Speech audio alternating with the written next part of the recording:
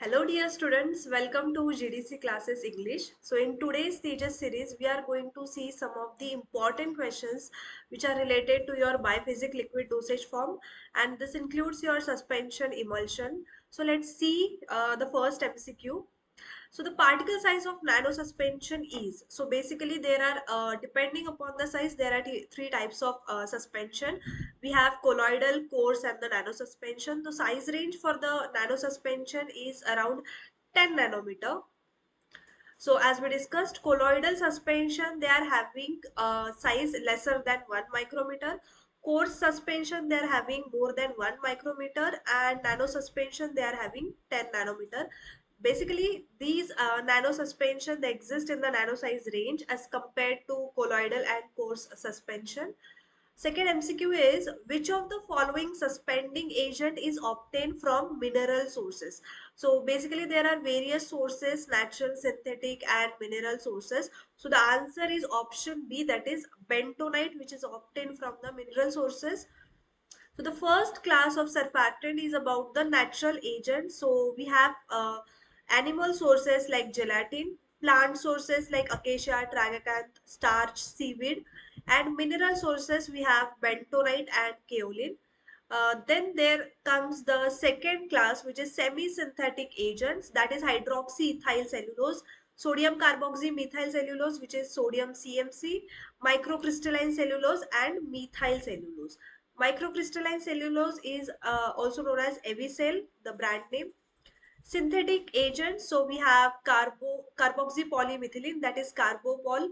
Then we have polyvinyl alcohol, that is PVA, polyvinyl pyrrolidone iodine complex, that is PVC. So these are the different classes and subclasses of the surfactants. The third one is about the phenomena in which smaller particles in solution dissolve and deposit on larger particles, and what this phenomena is known as. So basically the smaller particles, they will deposit onto the larger particles to attain the stability, because larger particles, they are stable, and this phenomena, it is known as Oswald ripening. So it occurs in the suspension case. So it is a phenomena in which smaller particles in the solution dissolves and it deposit on the larger particles to reach more thermodynamically stable state. So smaller particles, they are having least stability as compared to larger particles. So they try to attain the stability wherein the surface to area ratio, it is minimized. So it decreases the surface free energy also. Suspensions, they are saturated solution of the particulate substance. Small changes, so any alteration in the change in the temperature, they leads to this Oswald ripening. It leads to rapid caking, and this occurs via formation of this crystal bridges between each particle, and it leads to the particle size growth. So basically this phenomenon is known as Oswald ripening, and it is unavoidable in pharmaceutical suspension of the dispersed type. Fourth MCQ is an example of flocculating agent used in suspension. So basically we are adding flocculation to create the loose aggregate between the particles, so that when the particles, it will settle, they has to be easily redispersible. So for that reason in small concentration we are adding flocculating agents.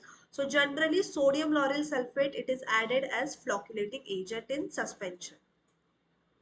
So the flocks rapidly settle because they are the loose aggregate of the particles, and the aggregates will settle easily as compared to the deflocculated suspension. But they form the large fluffy sediment which is redispersed easily, and that is the reason flocculated suspensions, they are pharmaceutically acceptable as compared to deflocculated. So the examples, they include electrolytes, surfactants like sodium lauryl sulfate, we have twin and span, and sodium potassium chloride and different polymers. The fifth MCQ is, which is incorrect statement for flocculated suspension. That means above this, all of these, the three options are correct, but one is incorrect. So in case of flocculated, the particles form loose aggregate structure. Yes, because they are flocculated, we are adding flocculating agents to form a loose aggregate, so that whenever a patient will shake the bottle, the aggregates will break easily and the formulation will be easily redispersible. So they form loose aggregates. The sediment is loosely packed. Yes, the sediment is loosely packed for easily redispersion. Sediment is formed slowly. So sediment is not formed slowly.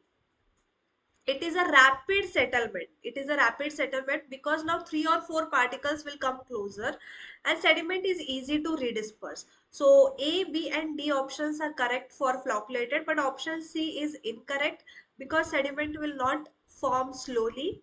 It will be a rapid settlement of the particles. This is the difference between flocculated and deflocculated suspension. Flocculated means it settle as a flock. So when there is 3 or 4 particles aggregating, that one floccule forms. So it forms one floccule. And your particles, they will settle as an independent particle. That is the reason it is known as deflocculated suspension. In this one, supernatant liquid is clear. In this one, it is little bit cloudy because of the individual particles. They settle rapidly. Flocculated suspension, they will settle rapidly. But the suspending agent remains suspended for longer time in case of deflocculated suspension. Because according to Stokes' law, the rate of sedimentation is, if higher the particle size, higher the rate of sedimentation. So in deflocculated, the particle size is less because they are individual particles. It will take more time for the settlement. In this one, uniform dose distribution, because when patient will shake the suspension, it will have uniformity in the dose. Hence pharmaceutically acceptable but not recommended for the parenterals because they are floccules, they are the aggregates. So it becomes difficult to give through parenteral route, whereas deflocculated suspension, they gives non-uniform dose distribution because they form the hard cake and it is not easily redispersible. It is pharmaceutically unacceptable because it is not easily redispersible, but it is used in the parenteral preparation. That too, in parenteral preparation, the concentration has to be a lesser concentration. Flocculated suspension, they exhibit plastic and pseudoplastic flow. Plastic flow, these are the non-Newtonian fluid. These are the non-Newtonian fluid. Deflocculated suspension, in low concentration they exhibits Newtonian fluid, whereas high concentration it exhibits dilated behavior. Dilated means it increases in the viscosity. It expands when you give a shear. When you apply a shear, it expands. So it is known as dilated flow, which is expressed by deflocculated suspension. The next MCQ is, for ideal suspension, the sedimentation volume should be. Now, for example, if you are taking one suspension in the measuring cylinder, you will note it down what is the initial volume of the suspension and what is the volume of the sediment after, say, for example, 1 hour or 2 hour, depending upon what is the volume. For example, if there is no settlement at all, that means whatever is the initial volume and what is the sediment volume, both are equal, then the ratio will be 1. So ideally, the suspension should have the sedimentation volume of equal to 1 so that it indicates there is no sediment form. Sedimentation volume is equal to ultimate volume of sediment divided by initial volume. Ultimate volume means what is the volume of that sediment at a particular time and the initial volume of sediment. F is the dimensionless quantity because it is the ratio of volume is to volume. The value ranges from 1 to 0. F value is proportional to the stability. So F is equal to 1 means that is ideal suspension where your both volumes are equal. F is equal to 0 where it is total instability. So F is equal to 1, no sedimentation and no clear supernatant. F is equal to 0.5 means 50% sediment is there, and if F is greater than 1, then sediment volume is greater, and this is actually leads to a fluffy and loose aggregates. The next MCQ is, which among the following is a better thickening agents for suspension? So basically tragacanth, all are used, but most appropriate one is the Tragacanth because of the stability issues. So Tragacanth is having better stability as compared to Acacia. So it is stable at pH range of 4 to 8. It is better thickening agent as compared to Acacia. Tragacanth is used as suspending agent. It is also used as emulsifier, thickener and stabilizer. Other thickening agents are like polysaccharides. For example, we have starch, vegetable gums and pectins. In case of proteins, we have eggs, collagen, blood albumin and gelatin. Fats includes butter, oil and labs. So these are the different thickening agents which can be used in the suspension. The next MCQ is the particles which are deeply bonded, settle rapidly, easily redispersible are known as. Now, settle rapidly and easily redispersible, they are floccules, what we discussed.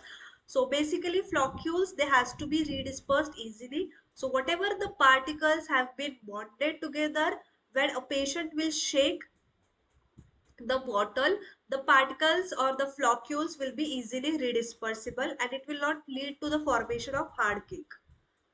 So this is again the difference. Particles form the loose aggregates. Here it forms, they are the separate entities. Here rate of sedimentation is high, it is slow. Sediment is formed rapidly. Here it will be slowly because individual particles exist. Sediment is loosely packed and does not form a hard cake, whereas deflocculated they form hard cake. It is easily redispersible. This is not easily redispersible. It is not pleasing in appearance because floccules are there. So appearance wise it is not that much pleasing, whereas deflocculated uniformly and individual particles are present. So aesthetic wise deflocculated is having better good appearance. The floccules stick to the sides of the bottles, whereas deflocculated will not stick to the bottles.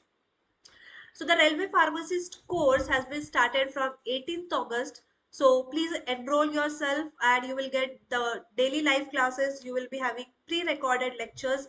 You will get e-notes along with the question papers to solve. So enroll yourself for the pharmacist examination and the course for this has started from 18th August. So the next MCQ is about the diameter of the droplet in a multiple emulsions. So basically we know that there are simple emulsions which are O by W and W by O type. But there are multiple emulsions or they are also known as double emulsions in which O by W by O it is there and W by O by W it is also there. So basically the size is 0.5 to 3 micron. 0.5 to 3 micron the diameter of the droplets. So multiple emulsion, they are the complex system in which W by O and O by W emulsion at the same time. It can be used for prolonged drug delivery because of the presence of reservoir phase. Its diameter is 0.5 to 3 micron. It is also known as double emulsion. Double emulsion means, for example, O by W by O. So first this W by O emulsion is formed and then you will disperse oil phase into this one. So two times the emulsion will be formed, hence it is known as double emulsion. Small water droplets are entrapped. For example, if it is W by O by W, then water droplets, it is entrapped into your oil phase and then it is dispersed into the continuous water phase. Whereas if it is O by W by O type, then oil is dispersed into your water phase and then it is dispersed into your oil phase. So these are the multiple emulsions. They are also known as double emulsions. Vanishing cream. Now the creams, they are example of emulsions only. Vanishing cream is it is a type of oil in water emulsion because whenever water is present in the external phase, so whenever a patient will apply that one, the water will evaporate, hence it is known as vanishing cream. So it is a cream or ointment that leaves no trace when rubbed onto the skin or moisture. It is an example of oil in water type of emulsion because water is the external phase. Whenever you will apply, the water will evaporate, leaving the oily layer or the moisturizing layer onto the skin, and hence it is known as vanishing cream. According to which theory monovalent soaps gives? Now basically there are monovalent, then there are divalent or trivalent depending upon the valency. So basically monovalents where your sodium will be there. If it is divalent, then your calcium will be there, right? So sodium soaps basically they gives O by W type of emulsions, whereas divalents they give W by O emulsions. So according to this theory, monovalent soaps like sodium, because this is Na plus, so this is having one valency, it gives O by W type emulsion, and divalent soaps like calcium, so this is Ca2 plus, it gives W by O type of emulsion. This was explained successful accommodation of the soap molecules to give the particular type of emulsion. So remember, if it is monovalent, then it will give O by W type of emulsion. If it is divalent, that will give W by O type of emulsion. Now HLB value of O by W surfactant. Remember HLB value, it is given by the scientist Griffin. If it is less than 10, that becomes your W by O emulsion. If it is more than 10, that becomes your O by W emulsion. So surfactants, they will have surfactants because they are hydrophilic. So they will have HLB value of greater than 10. So it will be 18 to 16 for surfactants. So see, it is the measure of a degree into which hydrophilic, lipophilic determined by calculating value of different regions of the molecules, what regions are present, and this was described by Griffin scientist in 1949 and 1954. Other methods have been suggested notably in 1957 by Davis. So first here 1 by 3 it is anti-foaming agents, means they will not form a foam. So 1 by 3 it is anti-foaming. Then we have 3 to 8 which is W by O emulsifying agents. Then 7 to 9 it is weighting agents. 8 to 16 it is O by W emulsifying agent. 13 to 16 it is detergent, and 16 to 18 is solubilizing agent. One more thing, remember the SLS HLB value is 40. So this is a foaming agent. It forms a foam. It is approximately like more than 40. So it is like opposite to your anti-foaming agent. Anti-foaming they are having lesser HLB, foaming will have higher HLB. Liquid membrane system, as we discussed the liquid membrane system, this is also the alternative name of multiple emulsions. We have discussed that double emulsions, they are also known as double emulsions and liquid membrane system. These are the complex system in which it consists of both W by O and O by W at the same time. Multiple emulsions, they are also known as emulsions of emulsions, because you will first form the primary emulsion and then you will add your internal phase into that one, or if it is oil or water, it is also known as liquid membrane system or double or triple emulsions. So the step one is water with a solute, oil with oil soluble emulsifier. So that forms W by O emulsion. So this is the primary emulsions, or we also call it as a simple emulsions. Then in the step 2, this becomes your W by O primary emulsion.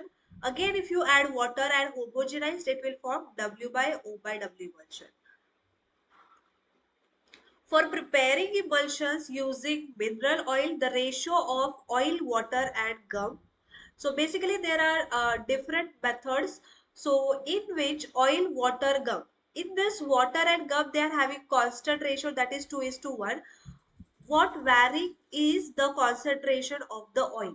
For example, if it is 4:2:1, that is your fixed oil. You can remember it as FF, fixed, and this is 4. This is 2:2:1, that is your volatile oil. Again, you can remember it as like this V. So this forms V and this is 2 also. So it is 2:2:1. 3:2:1 is for your mineral oil. It is for the mineral oil, and this is for the oleoresin. So depending upon the type of the oil, we have this different ratios. So the answer is, now they have asked for mineral oil. So the answer is option C, that is 3:2:1. So see here, proportion of oil, water and gum required for different oils. So if it is a fixed oil, we are using 4 is to 2 is to 1. The examples of fixed oil are castor oil, almond oil, cod liver oil, arachis oil. Mineral oil, which is prepared by bottle method, this is also known as continental method. Liquid paraffin and linseed oil, they are the example of mineral oil. The example or the ratio is 3 is to 2 is to 1. Volatile oil, it is formed by the bottle method.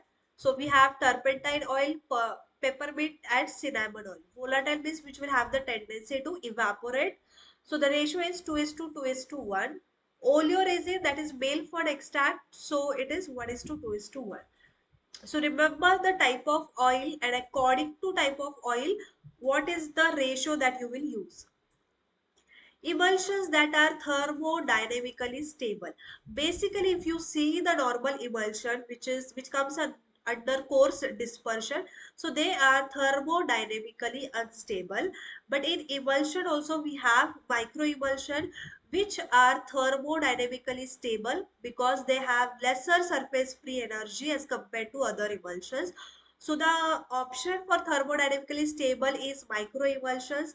Nano emulsions are also having lesser size, but they are not thermodynamically stable. Although both micro and nano emulsions, they are clear and transparent. This is also important. They may ask you like which of the following statement regarding micro emulsions and nano emulsions are true or false, like that. So basically they are clear and transparent, but micro emulsion is thermodynamically stable. Nano emulsions, they are not stable, uh, but they are having particle size or the droplet size of less than 200 nanometer. Microemulsions are thermodynamically stable. They are the single phase system that forms spontaneously and have number of different microstructures depending upon the nature and the concentration of the components. Which of the following is an example of ampholytic synthetic surface active agent? So surface active agents, they are nothing but surfactants. They are also known as emulgent. They are also known as emulsifying agents. So the example for this one is about the N-nodecyl alanine. So they are the ampholytic one. Whereas sodium stearate, it is anionic one. So these are the different classification. Anionic means which will have negative charge when they will ionize. Cationic means they will have positive charge. Non-ionic means they are neutral. Ampholytic means they will have both the charges, positive as well as negative. So sodium stearate, sodium nodecyl sulfate, sodium nodecyl benzene sulfonate and sodium cholate. So they comes under anionic because when they will ionize this sodium Na plus, it will go as positive charge, leaving the rest of the surfactant as a negative charge. Cationic surfactants are hexadecyl trimethyl ammonium bromide, nodecyl pyridinium chloride. So these are the cationic surfactants.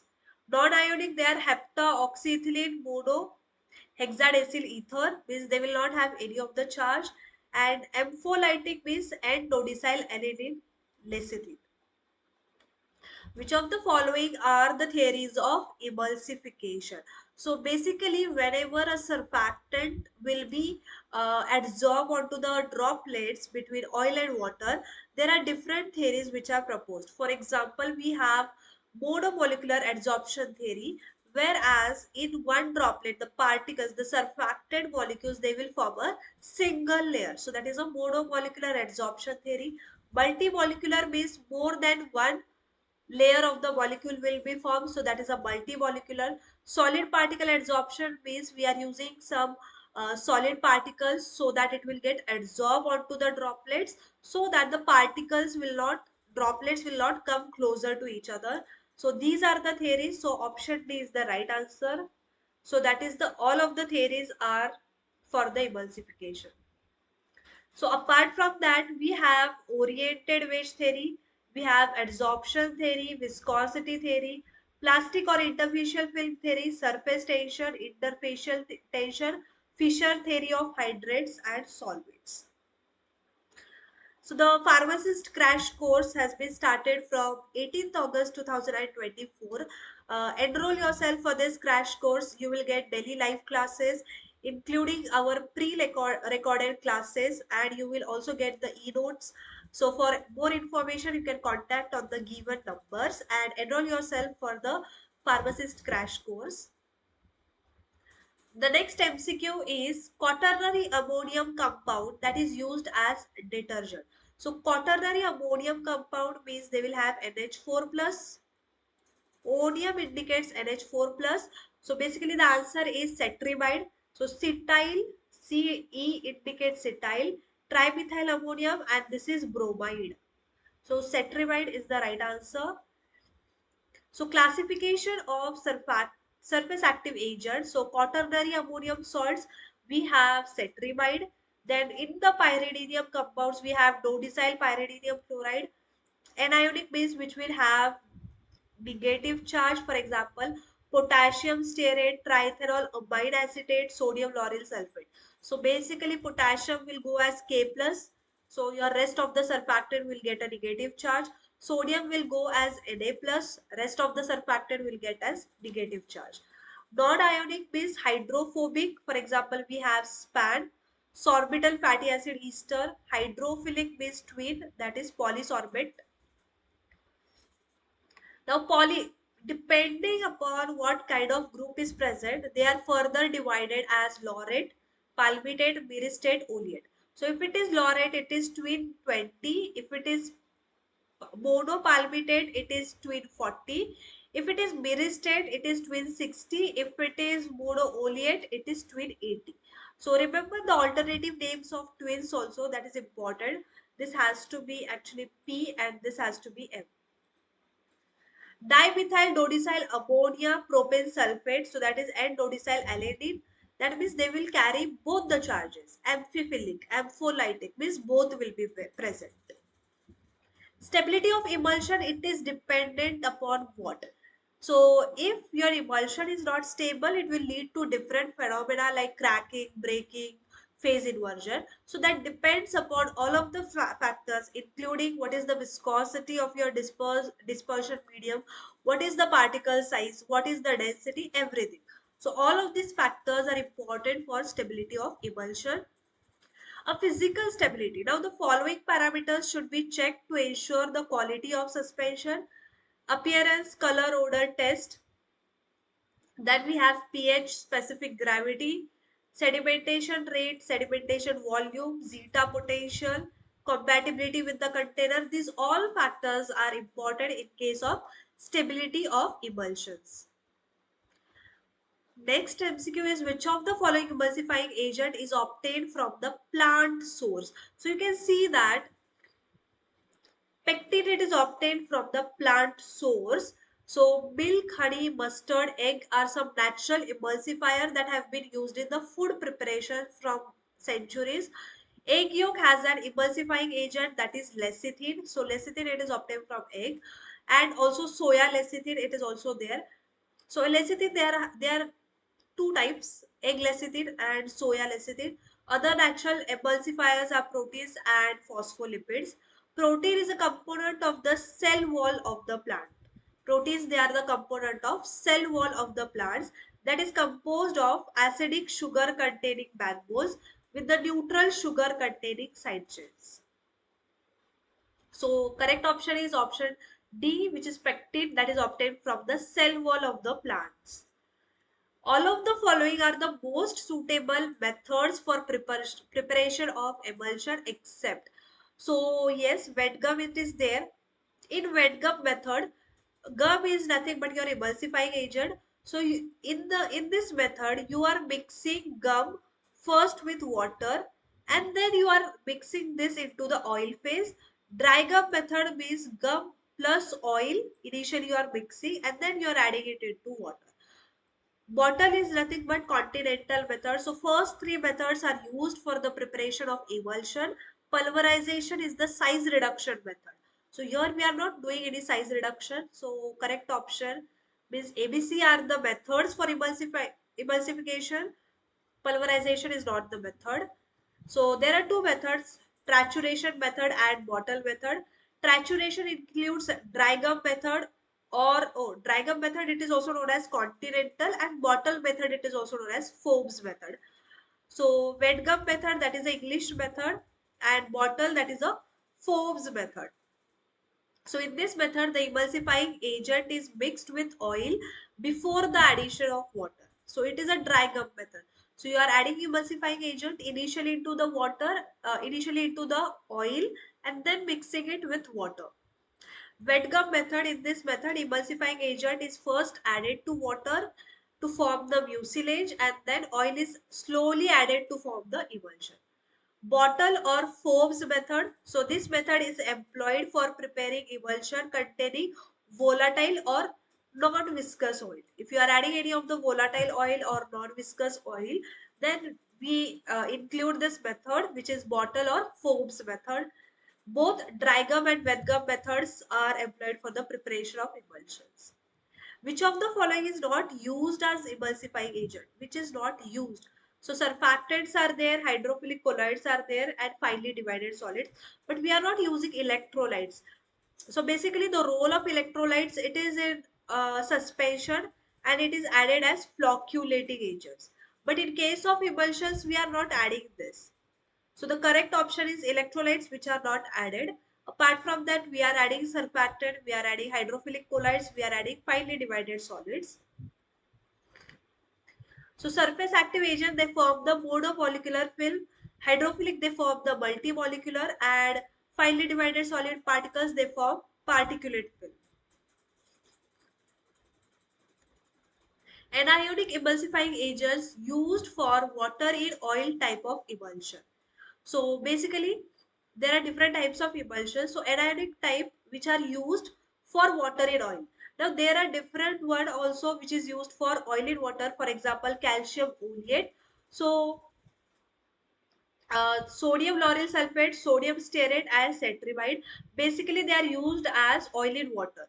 Whereas calcium olate, it is used as water in oil type of emulsion.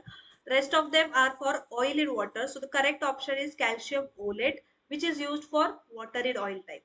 Rest of them, they are used in oil in water type of emulsion. So we have anionic, cationic, and non-ionic. So depending upon what are the type of examples, the emulsion type will vary. So route of administration, they are mostly for the topicals. Sodium lauryl sulfate, O by W emulsion. Sodium stearate, O by W. Calcium oleate, it is water in oil. Cetrimide, oil in water. Cetomacrogol 1000, that is oil in water.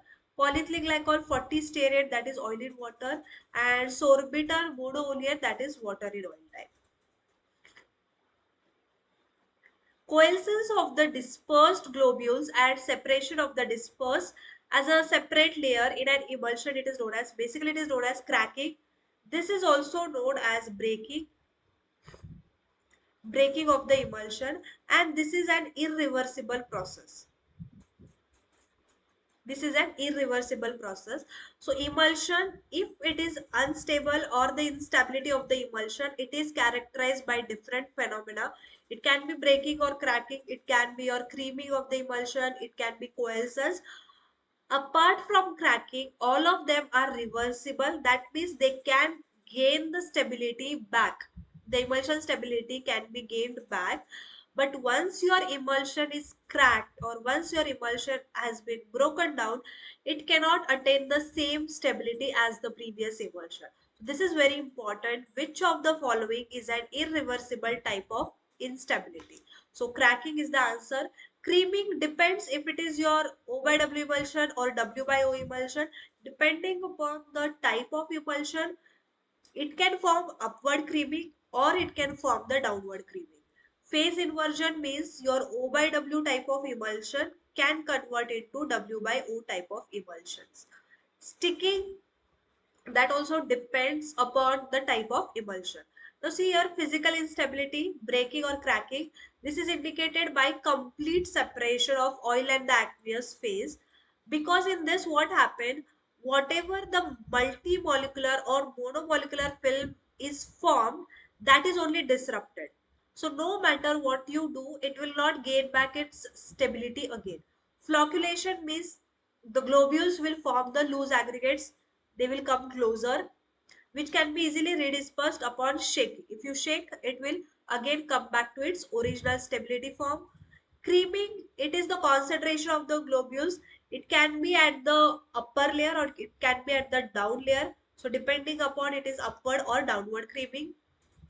Coalescence means the globules which are few, they will come together and they will form a larger globule. So that is a coalescence. Phase inversion, it involves the change of emulsion like from O by W to W by O type.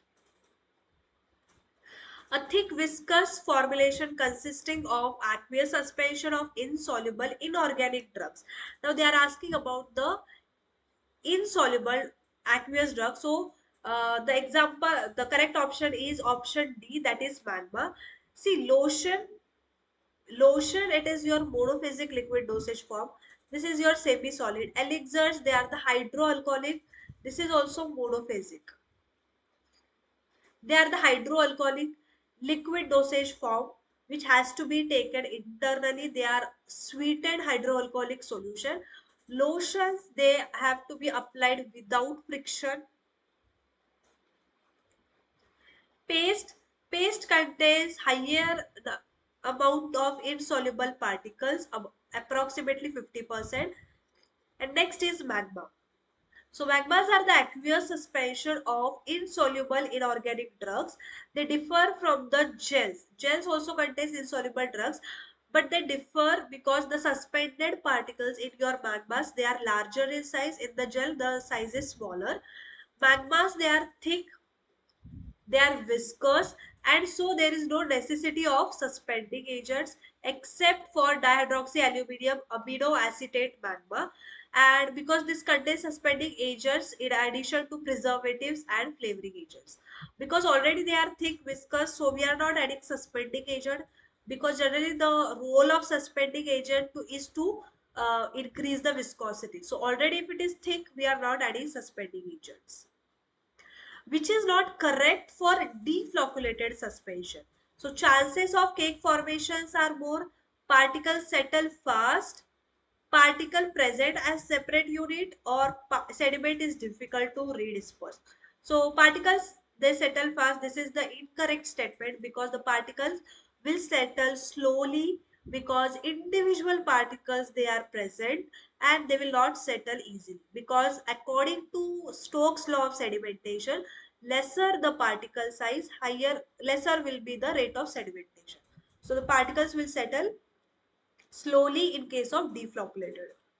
So again, this is what we have seen earlier. They settle as flock, they will not settle. Here it is a clear liquid. They settle down rapidly because floccules are there and they are suitable for pharmaceutically acceptable but not for parenteral ones, and they show plastic or pseudoplastic flow. Whereas deflocculated, they are having lesser particle size, they will settle slowly, they will form hard cake, but they will not easily redisperse. Hence we are not using it for our pharmaceutical preparations, and but they can be used in parenteral preparation, but their solid content should be less, and they exhibit Newtonian at lesser concentration. Dilated means which increase in the viscosity, so that is exhibited by the deflocculated suspension. Which of the following is not a method to test the type of emulsion? Now, for example, you have been given one emulsion. How you will identify that it is O by W type of emulsion or it is W by O type of emulsion? So, for that, various tests are there. For example, dilution test. If, for example, O by W emulsion is given to you, if you add water, because water is the external phase, it will remain as O by W emulsion. But if you add oil, the emulsion will crack, because the emulsion can only be diluted with the external phase. So if you add water and if you see there is no change in the emulsion, then you can identify that is O by W type of emulsion. So dilution test is one of the method. Conductance method means we know that water is a good conductor of electricity. So when water is present in the external phase, it will conduct the electricity and the bulb will glow. So for example, if you put the rods in the emulsion and if you see the bulb is glowing, if you see the bulb is glowing, that means it is O by W emulsion. If the bulb is not glowing, then that is W by O type of emulsion, because water has to be in the continuous phase to glow the bulb. So when it is in the continuous phase, when it is O by W type of emulsion. Coagulation method, as such there is no method coagulation to test the emulsion. Dye method, yes it is there. We are using oil soluble dye, we are using water soluble dye. Water soluble dye like methylene blue we have, oil soluble like we have Sudan 3 and scarlet red, and methylene blue and amaranth. So this is important, which of them are water soluble dye, which of them are oil soluble dyes. So depending upon which dye you are using and how you are getting. For example, if you are using oil soluble dye and if you get the droplets, that means oil is present in the dispersed phase, and that is O by W type of emulsion. So depending upon what dye you are using and what is the appearance that you are getting. So the correct option is C. So coagulation is not the method for checking the emulsion. So by using naked eyes, it is very difficult to differentiate between O by W emulsion and W by O type of emulsion. So for that we have dye solubility test, we have dilution test, electrical conductivity, fluorescence and cobalt chloride test. So dye test we already discussed. We are using water soluble dye like amaranth and oil soluble dye like scarlet and Sudan 3, it is also there. Dilution test means it can be only diluted with your external phase. If you add internal phase, it will lead to cracking or the instability of the emulsion. Cobalt chloride, here it is given, cobalt chloride we'll discuss. Conductivity base, if it is O by W emulsion, the bulb will glow. If it is W by O type of emulsion, the bulb will not glow. So here it is given, if bulb glows, that is O by W, which is the external phase. Fluorescence test means we know that oil will fluoresce under UV light. So if you get the droplets in the fluorescence, that means oil is present as the droplet phase, and that is your O by W emulsion. Cobalt chloride test means cobalt chloride solution it is used basically. So you have to take one filter paper, add cobalt chloride. It will turn blue, right? It will turn like this blue. Now, if oil is the continuous phase, that is W by O type of emulsion, it will remain as blue. So there will be no color change if it is O by W type of emulsion. But if your color changes from blue to pink, that is, if it is turning pink, that is O by W type of emulsion. That is, water is present in the external phase. So this table is very important. Next MCQ is, which of the following is not an example of water in oil emulsion? So basically, milk is not water in oil emulsion, it is oil in water emulsion. In water in oil emulsion, the roles are switched. Milk is an example of oil in water. So the answer is option D, that is milk. And rest of them are water in oil type of emulsion. Now, theories of emulsions are characterized by one of the following except. We already discussed, we have multimolecular film, we have monomolecular film, phase inversion, it is not a theory. So, film formation, it is there, monomolecular and solid particle. Phase inversion, basically that is a phenomena in which your O by W will change into W by O, but that is not a theory. Theory means what? Whenever a surfactant will be present between two layers, how it is maintaining that oil dispersed into the water or water dispersed into the oil. So phase inversion means it is a phenomena in which O by W will change into W by O. That is after the emulsion of formation. But during the formation of emulsion, what are the different theories involved? So these are the theories which are involved.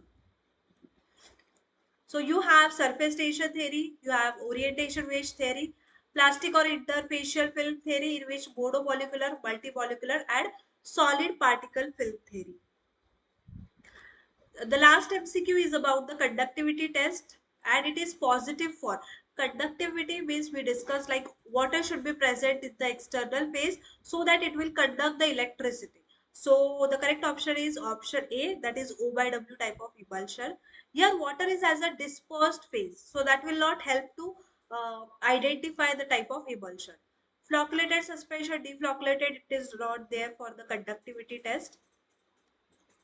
So the basic principle of the test is that water, it is a good conductor of electricity, where oil is a non-conductor. It will not conduct the electricity.